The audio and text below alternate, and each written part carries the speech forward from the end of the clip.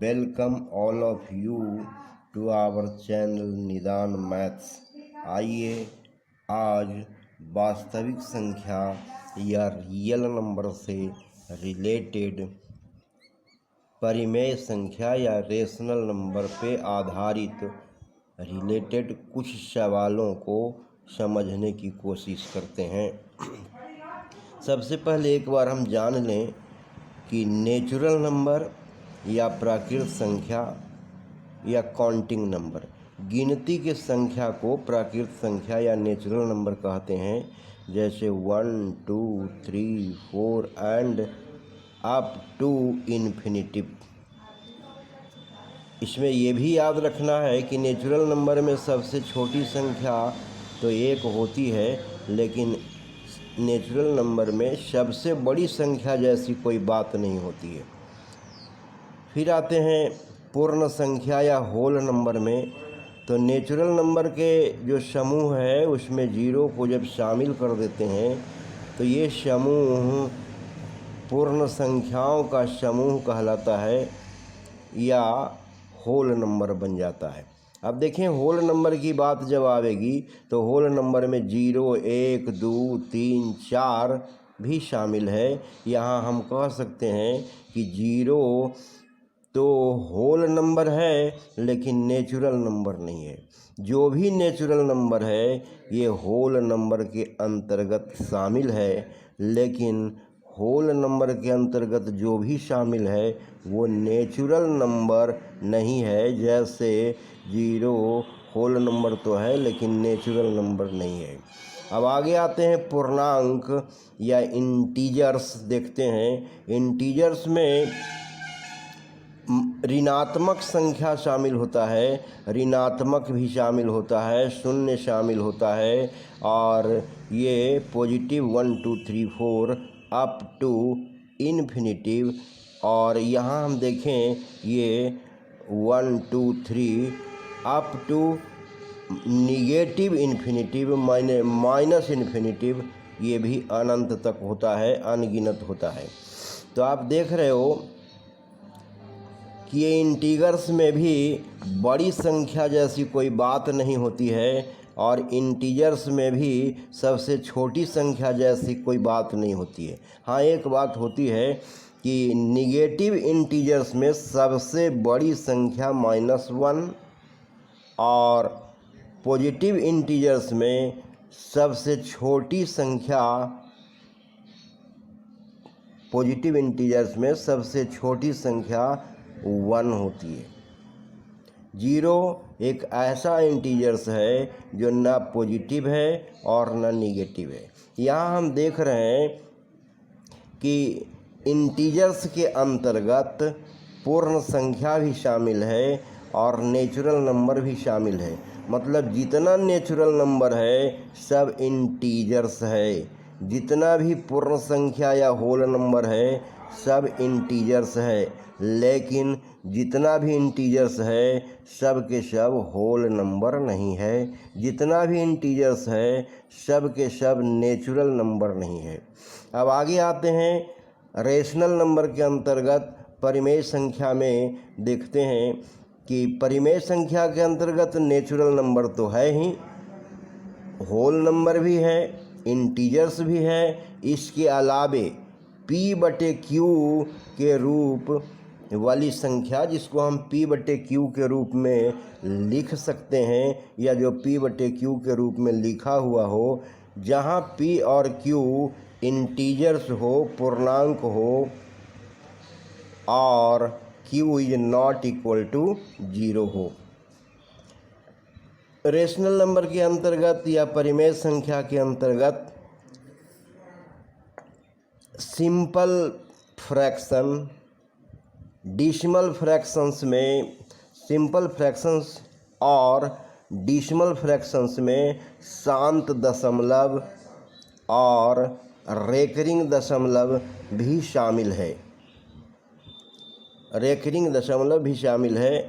यानी यहाँ हम देख रहे हैं कि रेशनल नंबर जितना भी इंटीजर्स है सब के सब रेशनल नंबर है, जितना होल नंबर है सब इंटीजर्स है, जितना नेचुरल नंबर है सब के सब रेशनल नंबर है, लेकिन जितना भी रेशनल नंबर है वो ना तो सब के सब इंटीजर्स है और ना प्रत्येक रेशनल नंबर पूर्ण संख्या है, ना ही प्रत्येक रेशनल नंबर नेचुरल नंबर है यानी प्राकृत संख्या है। ठीक है, अब आगे बढ़ते हैं, हम अपने सवालों पर आते हैं। परिमेय संख्या से संबंधित प्रश्न रेशनल नंबर से रिलेटेड क्वेश्चंस देखते हैं। पहला क्वेश्चन में के अंतर्गत है, नीचे दिए गए कथनों में से, नीचे दिए गए स्टेटमेंट में से ट्रू और फॉल्स को पहचानना है और कारण बताना है कि क्यों है ट्रू या फॉल्स क्यों है, फॉल्स क्यों है और ट्रू क्यों है। पहला सवाल है, प्रत्येक प्राकृत संख्या एक पूर्ण संख्या होती है। तो प्रत्येक प्राकृत संख्या 1 2 3 4 अप टू इन्फिनिटिव जो भी प्राकृत संख्या है सब के सब होल नंबर के अंतर्गत आता है, माने जो भी प्राकृत संख्या है सब के सब पूर्ण संख्या है। ट्रू क्योंकि पूर्ण संख्या जीरो के साथ प्राकृत संख्या के समूह को कहते हैं। नेचुरल नंबर 1 2 3 और होल नंबर 0 1 2 3। यहाँ हम देख रहे हैं कि जो भी प्राकृत संख्या 1 2 3 है वो सब के सब पूर्ण संख्या है। दूसरा सवाल में आते हैं, प्रत्येक पूर्ण संख्या एक प्राकृत संख्या होती है। प्रत्येक पूर्ण संख्या, ये प्रत्येक पूर्ण संख्या है और ये नेचुरल नंबर है। तो क्या प्रत्येक पूर्ण संख्या नेचुरल नंबर है? नहीं, ये फॉल्स है, क्योंकि 0 एक पूर्ण संख्या है किंतु प्राकृत नहीं है। तीसरा सवाल पे आते हैं, प्रत्येक पूर्णांक एक परिमेय संख्या होती है।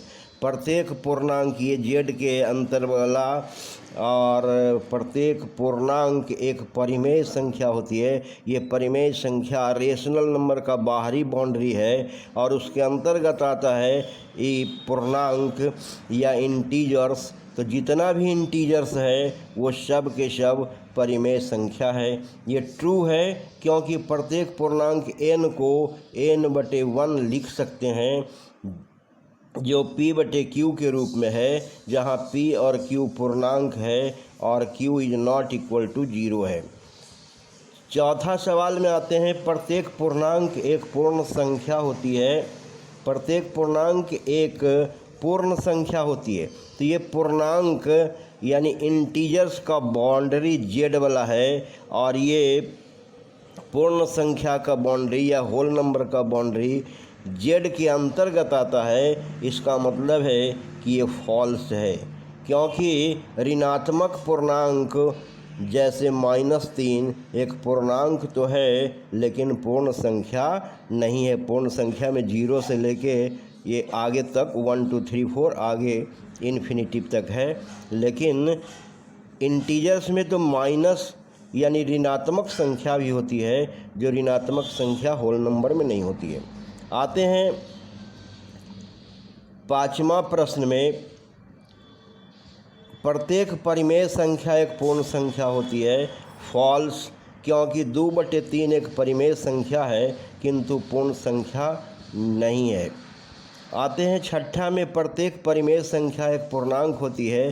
प्रत्येक परिमेय संख्या, ये बाहर वाला बाउंड्री है और एक पूर्णांक होती है, ये पूर्णांक अंदर वाला बाउंड्री है। तो प्रत्येक परिमेय संख्या एक पूर्णांक होती है, ये गलत है, फॉल्स है, क्योंकि 2/3 एक परिमेय संख्या होती है, पूर्णांक नहीं।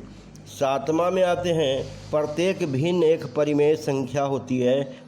ट्रू क्योंकि भिन्न पूर्ण का एक हिस्सा होता है, जैसे 2/3, इसलिए जो भी भिन्न है, साधारण भिन्न जो भी भिन्न है वो सब के सब परिमेय संख्या होती है। आते हैं आठवें सवाल, प्रत्येक परिमेय संख्या एक भिन्न होती है। ये फॉल्स है क्योंकि -3/5 एक परिमेय संख्या तो है किंतु भिन्न नहीं है। नौवां में आते हैं, शून्य एक परिमेय संख्या है, ये ट्रू है, क्योंकि 0/0/1 लिख सकते हैं जो P/Q के रूप में है, जहाँ P=0 और Q=1 पूर्णांक है और Q is not equal to 0। पहला सवाल के बाद आते हैं दूसरा सवाल पर, क्या शून्य एक परिमेय संख्या है? एस शून्य एक परिमेय संख्या है। तीसरा सवाल पे आते हैं, क्या आप इसे मैंने शून्य को P/Q के रूप में लिख सकते हैं, जहाँ P और Q पूर्णांक हो और Q is not equal to 0। एस हाँ, हम लिख सकते हैं शून्य को P/Q के रूप में 0/1 लिख सकते हैं। फिर से सुनिए, हाँ मैं शून्य को 0/1 लिख सकता हूँ, जहाँ P=0 और Q=1 पूर्णांक है और Q is not equal to 0। अगर ये सवाल रहे कि क्या 0/0 एक परिमेय संख्या है, तो नहीं, क्योंकि P/Q के रूप में तो है, लेकिन Q=0 है, जो शर्त का उल्लंघन है, इसलिए 0/0 एक परिमेय संख्या नहीं है। Please subscribe my channel Nidan maths. पसंद आने पर लाइक शेयर कमेंट करें। धन्यवाद। Thank you very much.